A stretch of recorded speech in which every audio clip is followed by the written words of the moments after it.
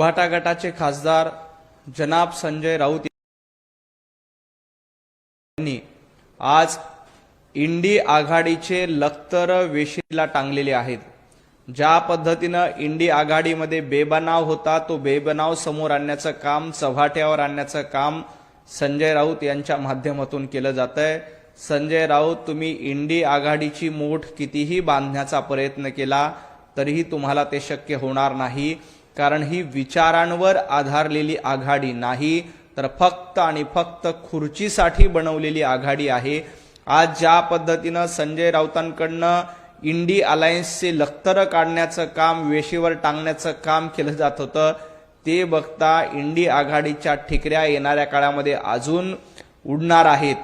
या इंडी अलायन्समध्ये कोण नेतृत्व करावं याबद्दल एकमत नाही, कारण राहुल गांधींचं नेतृत्व स्वीकारायला कोणीही तयार नाही। पश्चिम बंगाल म्हणते ममता बॅनर्जींचं नेतृत्व करावं, स्टॅलिन यांनी नेतृत्व करावं। माझं संजय राऊतांना आव्हान आहे, जरा उद्धवजी ठाकरे यांचं नेतृत्व पुढे करा। महाराष्ट्रात जसा भोपळा मिळाला तसा इंडी अलायन्सला देशभरामध्ये भोपळा मिळेल।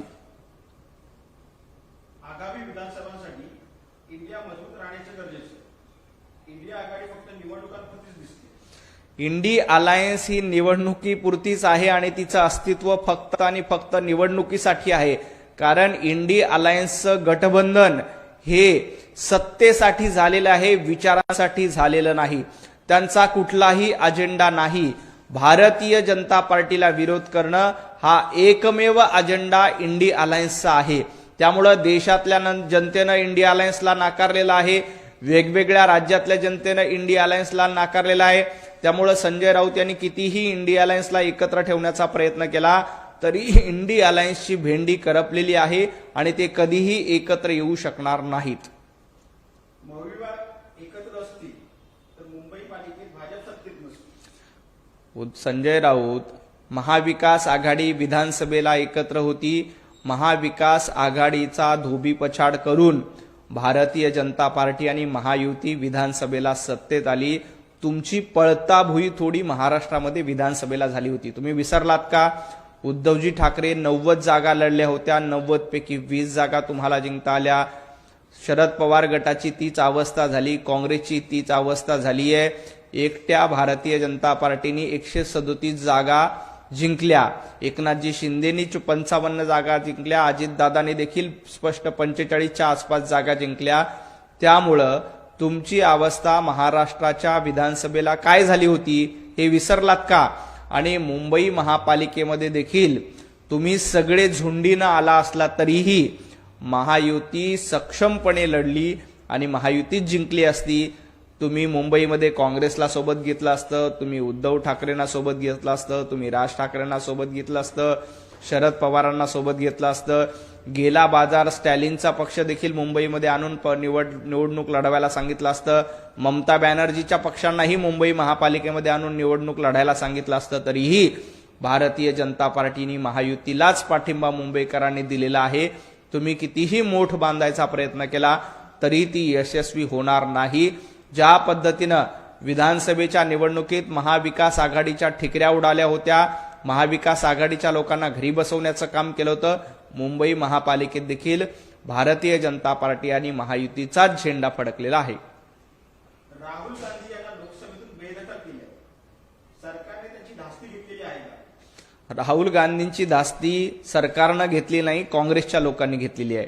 राहुल गांधी यांची धास्ती काँग्रेसच्या कार्यकर्त्यांनी घेतली आहे। राहुल गांधी यांची धास्ती सोनिया गांधींनी घेतलेली आहे।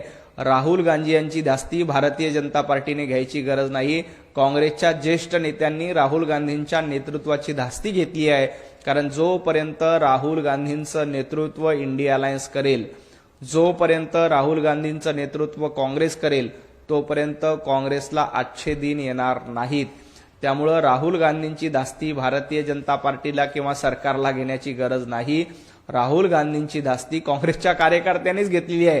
राहुल गांधींचं का नेतृत्व असेल तर आपल्याला कधीही यश मिळणार नाही, हे इंडी अलायन्सच्या सगळ्या लोकांना माहिती आहे।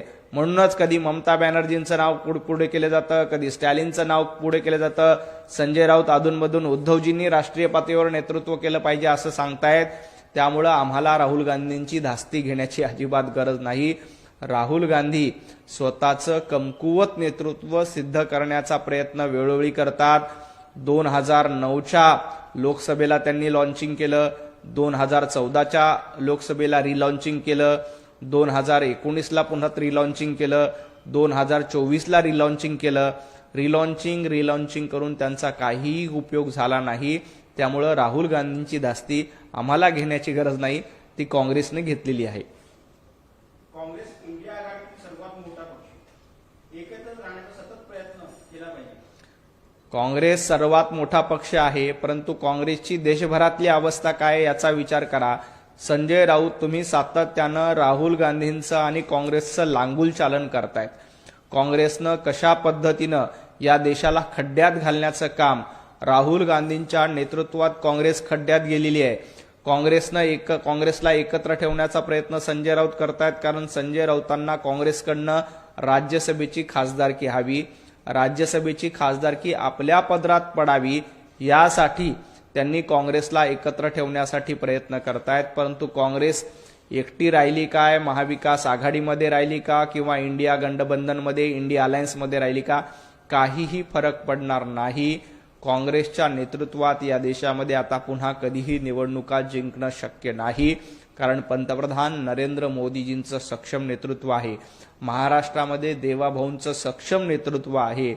राहुल गांधींची अगरबत्ती आणि महाराष्ट्रात ज्या पद्धतीनं हर्षवर्धन सपकाळ नावाचे टिपू सुलतान येऊन बसलेले आहेत, त्या टिपू सुलतानच्या नेतृत्वात महाराष्ट्रातल्या काँग्रेसचंही काही होणार नाही, हे देखील जनतेनं ओळखलेलं आहे. राऊतांचं असं पण म्हणणं आहे की आम्ही नुसतं घरी बसू शकत नाही, आम्ही चळवळीतली लोक, रस्त्यावर उतरणारी लोक. हो, संजय राऊत कुणाला सांगतायत तुम्ही रस्त्यावर उतरणार आहात? चळवळ, रस्त्यावर उतरणं हे शब्दकोशातून तुमच्या शब्द बाहेर गेलेले आहेत. उद्धवजी ठाकरे फक्त आणि फक्त घरात बसण्याचं आवडतं काम करतात. विधानसभेची निवडणूक झाले, उद्धवजी ठाकरे रस्त्यावर दिसले नाही. महापालिकेची निवडणूक झाले, उद्धवजी ठाकरे रस्त्यावर दिसले नाही. जिल्हा परिषदेची निवडणूक झाली, उद्धवजी ठाकरे रस्त्यावर दिसले नाही. पंचायत समितीची निवडणूक झाली, उद्धवजी ठाकरे रस्त्यावर दिसले नाही. यामुळेच लोकांनी मतरूपी भारतीय जनता पार्टी आणि महायुतीला आशीर्वाद देऊन उद्धवजींना रस्त्यावर काढलेला आहे. उद्धवजींचा फक्त पक्ष आणि संजय राऊतांचा पक्ष रस्त्यावर आणण्याचं काम जनतेनं केलंय, कारण तुम्हाला लोकांनी नाकारलंय आणि तुमची अशी अवस्था केली आहे की तुम्ही कुठेही सत्तेमध्ये बसू शकत नाही. रस्त्यावर एका कडेला बसवण्याचं काम जनतेने केलंय. जनता जनार्दन श्रेष्ठ असते. तुम्ही जनतेची सेवा केली तरच जनता तुम्हाला आशीर्वाद दिसते. रोज उठायचं, घरात बसायचं, जिल्हा परिषदेच्या निवडणुकीत घरात बसायचं, पंचायत समितीच्या निवडणुकीत घरात बसायचं, महापालिकेच्या निवडणुकीत घरात बसायचं. घरात बसून निवडणूक लढता येत नाही. संजय राऊत तुम्ही सांगता रस्त्यावर आम्ही उतरतो, चळवळीतले कार्यकर्ते आहोत. संजय राऊत यांनी गेल्या 10 वर्षात केलेलं एक आंदोलन सांगावं की संजय राऊत रस्त्यावर उतरलेत आणि त्यांनी आंदोलन केलं. उद्धवजी ठाकरे यांनी रस्त्यावर उतरून केलेलं एक आंदोलन सांगा आणि मग चळवळीचं नाव घ्या. नुसती चळवळ, रस्त्यावर उतरणं हे शब्दप्रयोग बंद करा. ते शब्दकोशात तुमच्या नाही आहेत, कारण तुमच्या शब्दकोशामध्ये घर कोंबडा आणि घर बशा हे 2च शब्द आहेत. राऊतांचं असं पण म्हणणं आहे की ट्रम्प यांनी भारत देशाला गुलाम बनवलं, नरेंद्र मोदींनी त्यांच्यापुढे सरेंडर केलं. खरं तर पंतप्रधान नरेंद्र मोदीजींच्या नेतृत्वामध्ये या देशाची मान अभिमानानं उंचावते. जगाच्या सर्व कानाकोपऱ्यात भारताचा डंका वाजतो. हे पंतप्रधान नरेंद्र मोदीजींच्या नेतृत्वामुळे गेल्या 12 वर्षात पंतप्रधान नरेंद्र मोदीजी यांनी भारताचा तिरंगा अभिमानानं फडकवत ठेवला. फक्त भारतातच नाही, जगभरामध्ये भारतीयाची मान अभिमानानं उंचावते. राहिला प्रश्न भारत आणि अमेरिका डीलचा, तर या डीलमध्ये उलट आपलं टेरिफ कमी करण्याचं काम पंतप्रधान नरेंद्र मोदीजींच्या नेतृत्वात झालंय. खरं तर देश गुलाम काँग्रेसच्या काळामध्ये होता. महाराष्ट्र गुलाम महाविकास आघाडीच्या काळामध्ये ठेवण्यात आला होता. आता देश पंतप्रधान नरेंद्र मोदीजींच्या काळामध्ये विकासाच्या दिशेनं मार्गक्रमण करतो. हा देश गुलामीच्या खाईमध्ये लोटण्याचं काम आणि त्या देशाला विकण्याचं काम काँग्रेसच्या नेतृत्वामध्ये झालं. आता देखील राहुल गांधी परदेशामध्ये जाऊन या देशाला बदनाम करण्याचं काम, या देशाला गुलाम करण्याचं काम राहुल गांधींच्या नेतृत्वामध्ये परदेशामध्ये जाऊन केलं जातं. परंतु पंतप्रधान नरेंद्र मोदीजींसारखं सक्षम नेतृत्व असल्यामुळं हा देश कधीही गुलाम होणार नाही. हा देश भारताचा तिरंगा कायम अभिमानानं फडकत राहील. सरेंडर कोण असतील तर सरेंडर राहुल गांधी आहेत आणि या देशातले लीडर कोण असतील तर पंतप्रधान नरेंद्र मोदीजी आहेत. काल कोर्टात रोहित पवारांची भेट झाली. रोहित पवार आणि माझी काही विषयांवर चर्चा झाली असं त्यांचं म्हणणं आहे. संजय राऊत आणि रोहित पवारांनी रोज भेट घेतली पाहिजे. मला तर असं वाटतं की रोहित पवार यांनी संजय राऊत यांना गुरु करून घेतलंय की रोज कशा पद्धतीनं मुद्दे नसताना पत्रकार परिषद घ्यायची, जनतेची दिशाभूल करायची, यासाठी संजय राऊत नावाचा भोंगा रोज सकाळी बडबड करतो. आता रोहित पवाराच्या रूपानं, रोहित पवार यांच्या माध्यमातून एक दुसरा भोंगा तयार झालाय की जो रोज उठतो आणि मुद्दे नसताना देखील तेच मुद्दे मांडून पत्रकार परिषद घेतो. याचं मार्गदर्शन काल रोहित पवार यांनी संजय राऊतांच्या माध्यमातून घेतलं असेल की रोज सकाळी मुद्दे नसताना कशा पद्धतीनं पत्रकार परिषद घ्यायची, भोंगा वाजवायचा, याचं मार्गदर्शन रोहित पवार आणि संजय राऊत यांच्या भेटीमध्ये झालंय. पण महाराष्ट्राला माहिती आहे सकाळी उठून कितीही गांजा उडून संजय राऊतांनी खोटी पत्रकार परिषद घेतली तरी महाराष्ट्रातील जनता त्याच्यावर विश्वास ठेवत नाही. त्याच पद्धतीनं रोहित पवार यांनी आता रोज उठून पत्रकार परिषद घ्यायला सुरुवात केली, आपला भोंगा वाजवायला सुरुवात केली. रोहितजी पवार, तुम्ही जर का संजय राऊतांच्या पावलावर पाऊल ठेवून चालाल तर तुमची अवस्था देखील सकाळच्या भोंग्याप्रमाणे होईल. त्यामुळं तुम्ही स्वतःला सकाळचा भोंगा होऊ नका.